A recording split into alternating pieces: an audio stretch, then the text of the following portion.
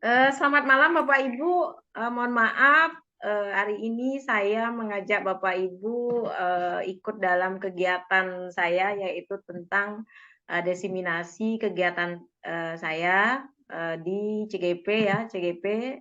Sebelumnya saya ingin memperkenalkan diri Bapak Ibu dari seluruh apa namanya di seluruh provinsi Bali, mungkin ya Bapak Ibu tempat bertugas, ada yang mengajar di Tabanan, ada teman-teman yang mengajar di Denpasar, ada yang di Bandung, dan di beberapa wilayah ya kecamatan yang tempat saya bertugas.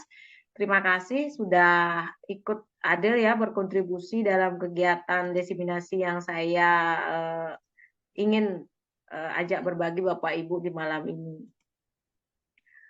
Nah, untuk itu saya langsung saja Bapak Ibu ingin memperkenalkan diri, walaupun mungkin sudah ada yang sudah terbiasa mendengar nama saya ya.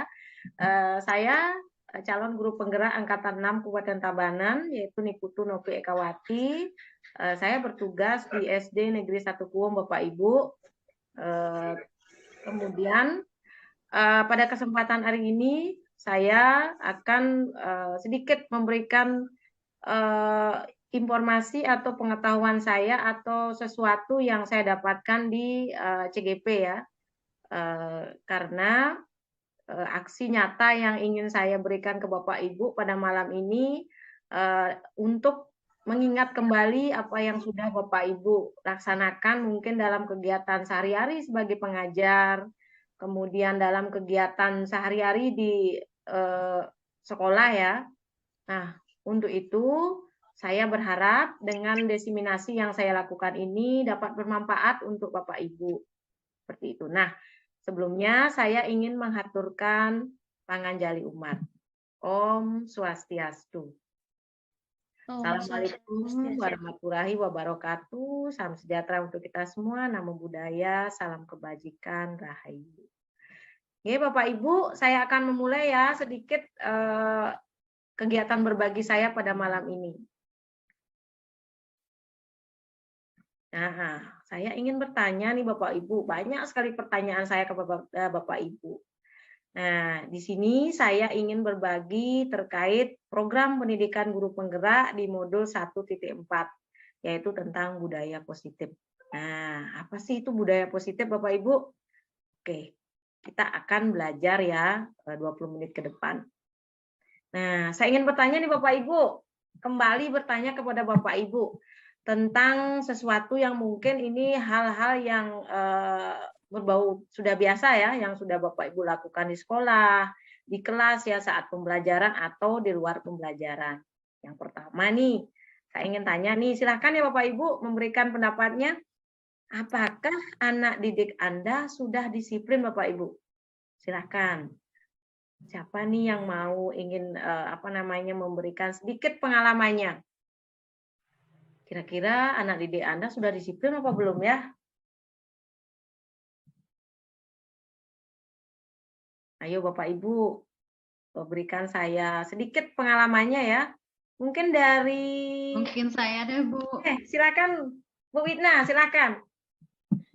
Baik, kalau di sekolah saya belum semua sih disiplin Bu, terutama yang anak-anak kelas 1 ya, yang peralihan dari TK. Jadi agak kesulitan untuk memberikan peraturan atau mendisiplinkan, karena mungkin mereka masih kebawa kayak waktu di TK ya, banyak bermain seperti itu. Jadi kalau disuruh duduk aja kadang-kadang di kelas itu agak susah. Mungkin itu yang bisa saya ceritakan dari kelas saya, Bu. Terima kasih. Oke, terima kasih ya Bu Widna. Oke, kita lanjut ya, nanti kita bahas lagi. Yang kedua, apa sih yang Anda lakukan ketika siswa melakukan pelanggaran? Silakan Bapak Ibu mungkin memberikan pendapatnya.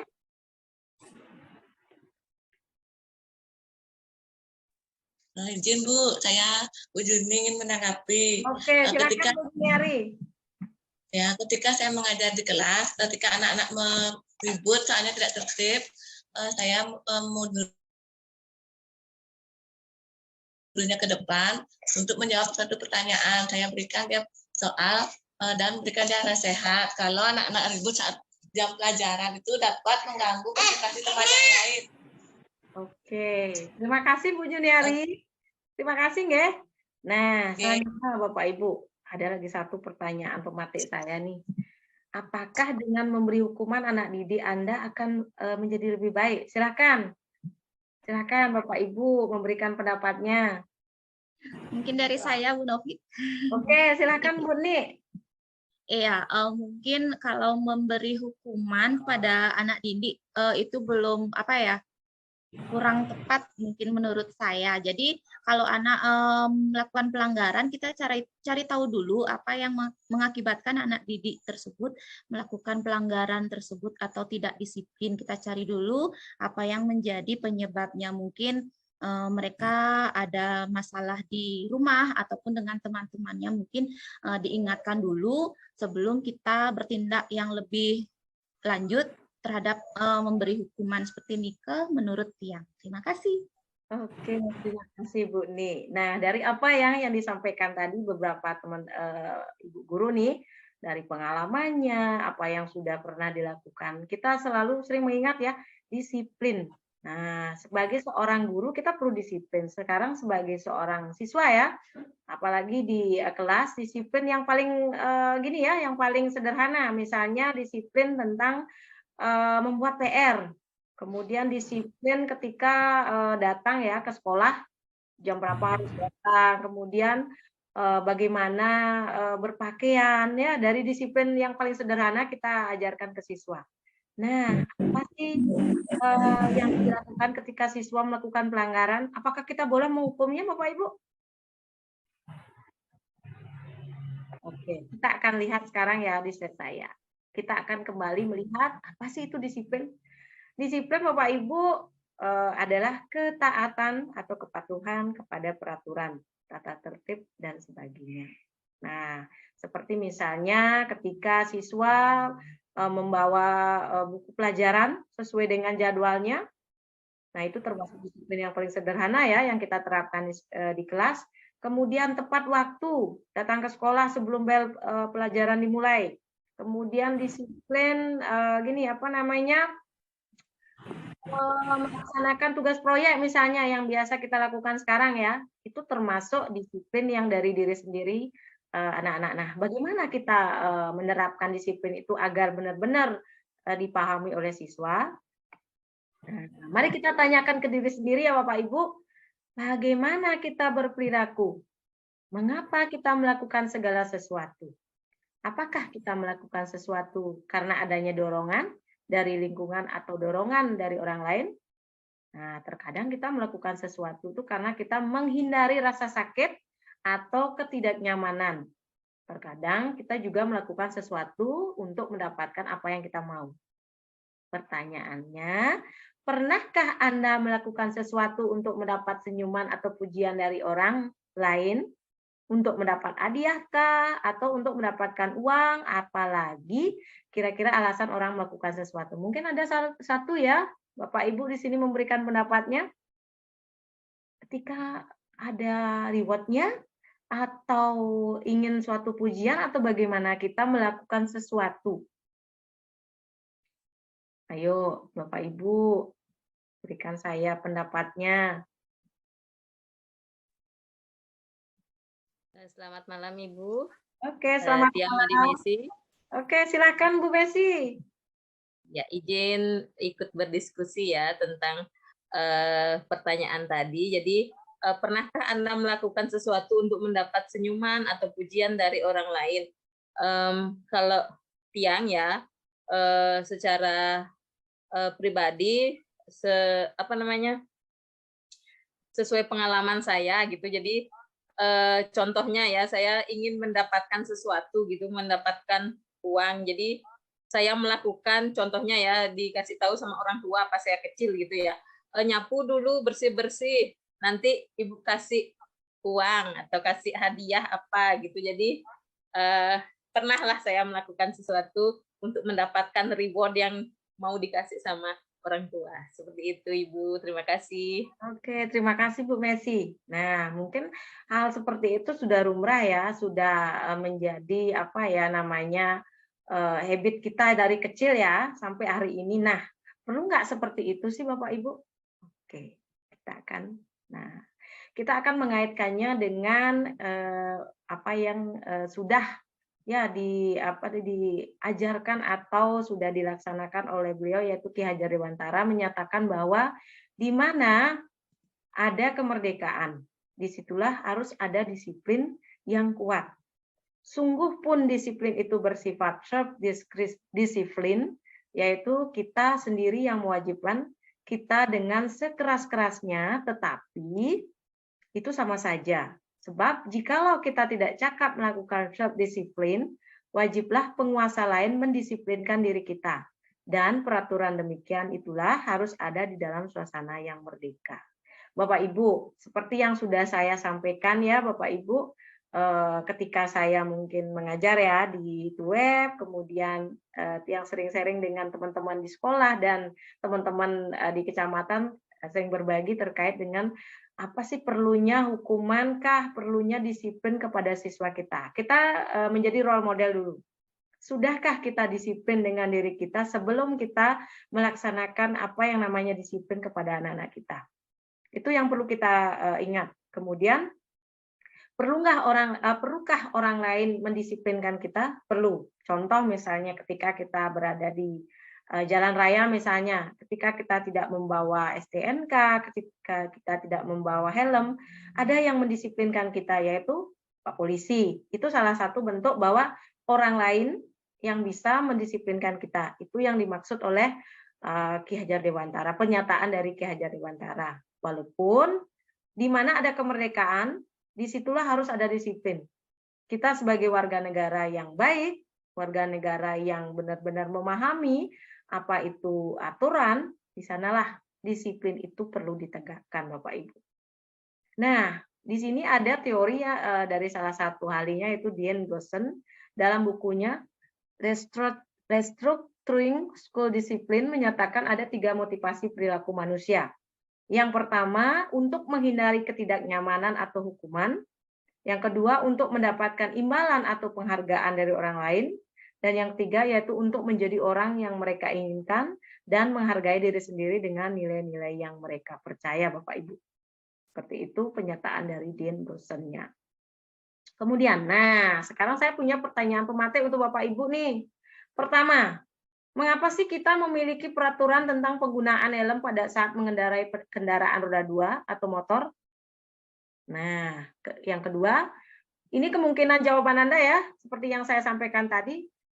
Ada yang menyatakan mungkin untuk keselamatan saya, kepala saya itu kan nomor 1, karena di sanalah hidup saya, seperti itu.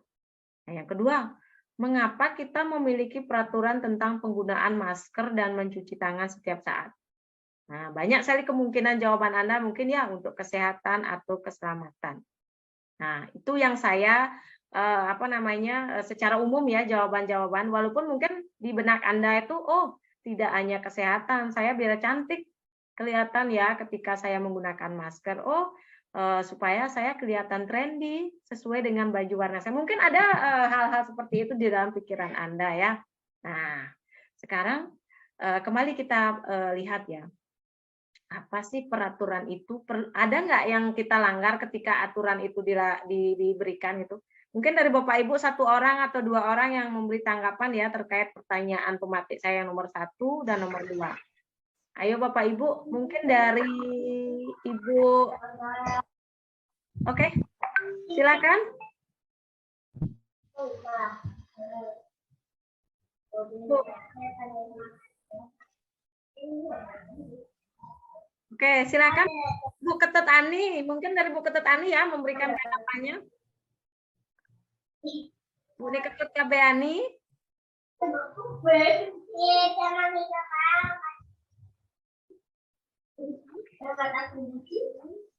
Suaranya gini ya. Atau dari Bapak Ibu yang lain? Dari diulang putus di sini. Oke. Pertanyaan saya sih, mengapa sih kita memiliki peraturan tentang penggunaan helm pada saat mengendarai kendaraan roda 2 motor? Roda 2 ya, itu motor. Butut. Apa sih alasannya, Butut? Silakan, Butut. Pemakaian helm yang pertama alasannya ya, 1 keselamatan. Pertama kan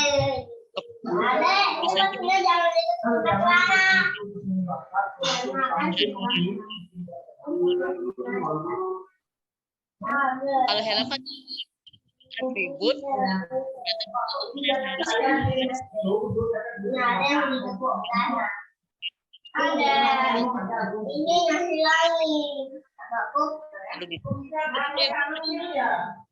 Oke, terima kasih Bu Tut. Ini suaranya siapa ya? Agak mana ya? Mohon ya. Bentar ya, sebentar. Sepertinya Pak Komang Sumarajaya. Sudah saya mute ya. Oke, terima kasih Bu Tut. Nah, mungkin kesadaran dari Anda sebagai pengguna jalan ya, itu salah satunya mungkin jawabannya Bu Tut. Kemudian untuk keselamatan.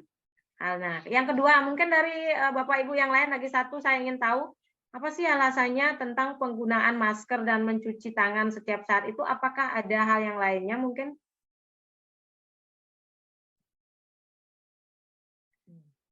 Ayo. Oke.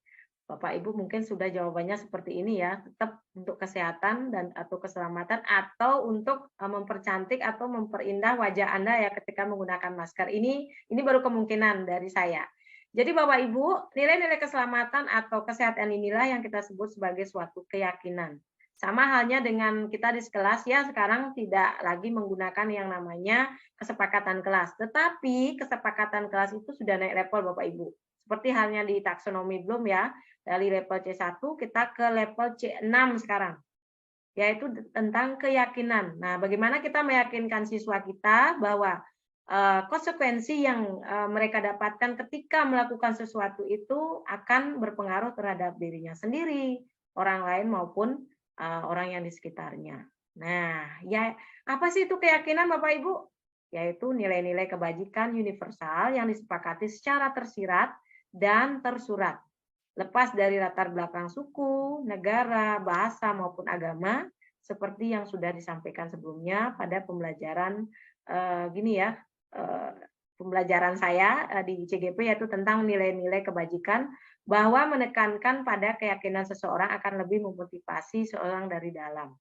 Bagaimana kita meyakinkan bahwa misalnya datang selamat ke sekolah itu bukan hanya orang lain yang mendapatkan konsekuensi, tetapi dari diri sendiri. Apakah itu konsekuensi malu ya, kemudian tidak mengikuti kegiatan sebagai mestinya seperti prosedur yang ada, itu akan lebih tidak enak lagi. Nah, sekarang kita lanjut ke 5 kebutuhan dasar manusia Bapak Ibu. Ada yang namanya penguasaan, ada namanya kasih sayang dan rasa diterima, ada namanya kesenangan, ada kebebasan, dan bertahan hidup Bapak Ibu.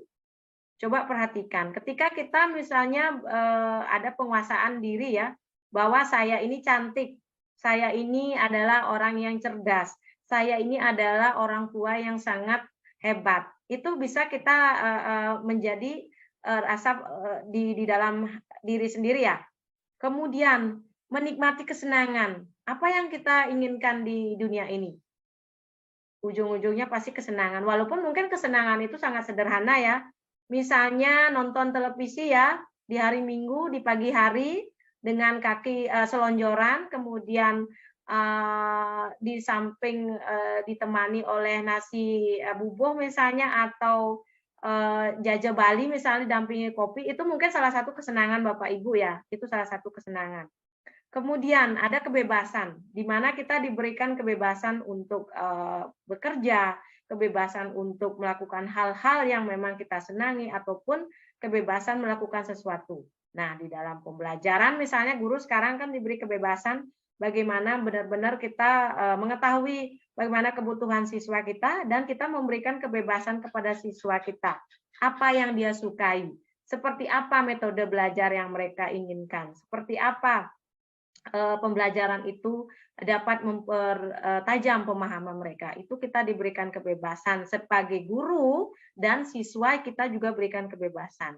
Kemudian kasih sayang dan rasa diterima.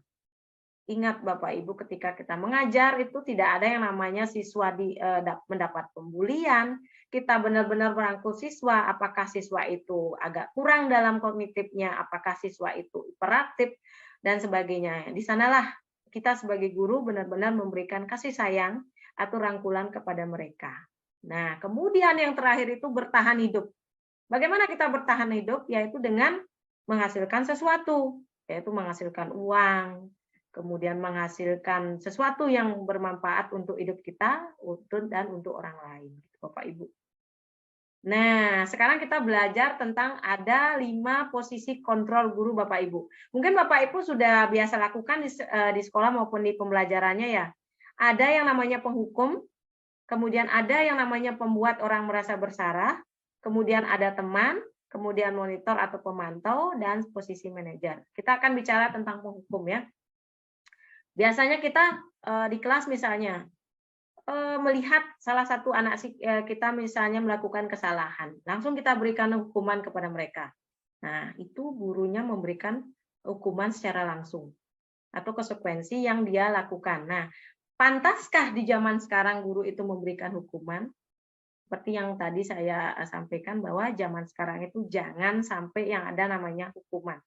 Misalnya kita meminta mereka mengerjakan PR di luar di luar kelas, masih itu bisa digunakan sebagai sesuatu yang ada positifnya. Tetapi kalau bisa, kenapa kita tidak melakukan hal yang lainnya? Misalnya hal yang tidak boleh kita lakukan, ada yang anak-anak tidak membuat PR, kita minta mereka silahkan kalian membersihkan kamar mandi. Tolong jangan Bapak Ibu, itu bukan posisi kontrol guru yang efektif. Itu akan tertancap di memori jangka panjangnya, itu akan menjadi sesuatu hal yang negatif untuk dirinya sendiri. Dia akan merasa, kenapa saya diberikan hukuman seperti ini hukuman yang sangat jelek dan sebagainya, itu akan tetap berada di memorinya. Kemudian pembuat orang merasa bersalah, maksudnya kita misalnya menyatakan seperti ini, kamu ya, gara-gara kamu terlambat, siswa yang lainnya jadi menunggu dan sebagainya.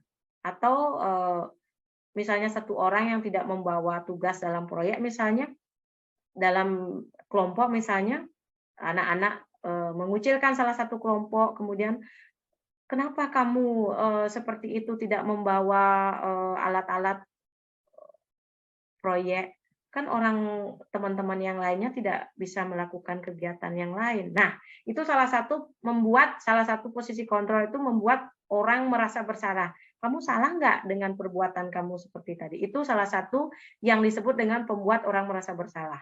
Kemudian teman, Bapak Ibu. Bagaimana kita menganggap siswa kita itu di dalam kegiatan itu sebagai teman. Jangan berpaku bahwa saya adalah penguasa di dalam kelas, tidak.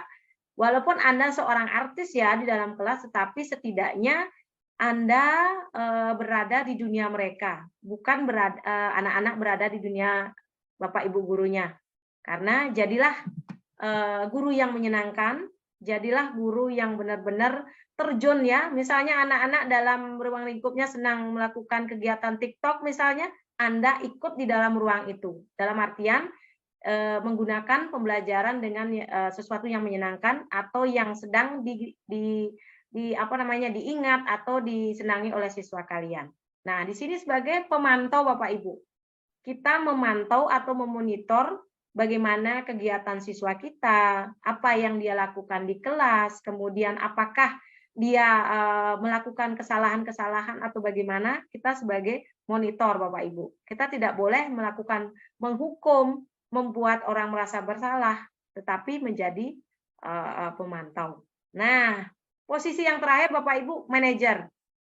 Tahu kan Bapak Ibu manajer itu seperti apa? Kita harus memberikan yang namanya rangkulan kepada siswa kita, memberikan bagaimana sih konsekuensi yang dia akibat dari perbuatan mereka, kemudian memberikan reward ketika mereka melakukan sesuatu yang positif. Hal-hal yang baik ya Bapak Ibu, kita lakukan sebagai posisi manajer di sini.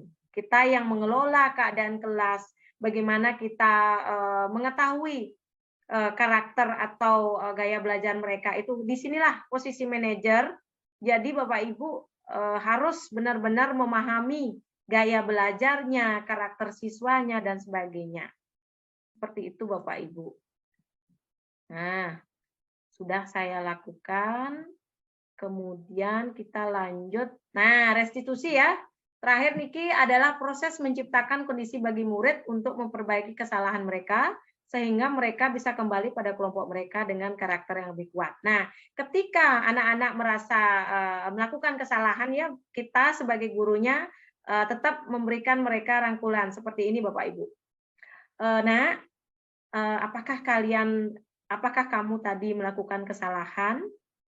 Nah, mungkin dijawab oleh siswanya, ya Bu. Nah, semua orang pernah melakukan kesalahan, namanya manusia, tidak ada yang sempurna, namun kita tidak boleh mengulangi kesalahan-kesalahan yang sama untuk menjadi anak yang disiplin atau bagaimana kita perlu melakukan sesuatu yang sesuai dengan aturan. Itu kita perlu lakukan kepada mereka. Tidak hanya sebagai penghukum, tidak hanya memberikan rasa bersalah kepada mereka, tetapi benar-benar merangkul mereka untuk berubah, untuk menjadi sesuatu yang lebih baik. Nah, mungkin seperti ini Bapak Ibu, segitiga restitusi ya namanya. Ketika anak-anak merasa melakukan kesalahan, inilah yang menjadi strategi Bapak Ibu di kelas ya. Bagaimana di awalnya Bapak Ibu mengetahui mereka bersalah, kemudian mengingatkan mereka tentang keyakinan yang sudah kita sepakati, kemudian apakah itu kesalahan-kesalahan itu akan tetap mereka lakukan atau perbuatan itu akan mereka lakukan di kemudian hari, itu perlu kita tanyakan. Kemudian kita mengajak mereka introspeksi diri, ya, kemudian menyatakan bahwa semua orang punya kesalahan, namun kita sebagai manusia tetap harus berubah. Inilah salah satu strategi yang bisa kita terapkan di sekolah Bapak Ibu. Nah, seperti ini ya. Mungkin Bapak Ibu di sekolah sudah punya yang namanya kesepakatan kelas, ya. Mohon maaf. Nah, terima kasih Bapak Ibu. Demikian sedikit berbagi ya pengetahuan saya terkait budaya positif yang mungkin sudah Bapak Ibu terapkan di sekolah masing-masing atau di kelas masing-masing saat pembelajaran berlangsung, ataupun bisa digunakan di luar sekolah. Demikian Bapak Ibu, terima kasih untuk hari ini. Dan saya mengucapkan banyak-banyak terima kasih.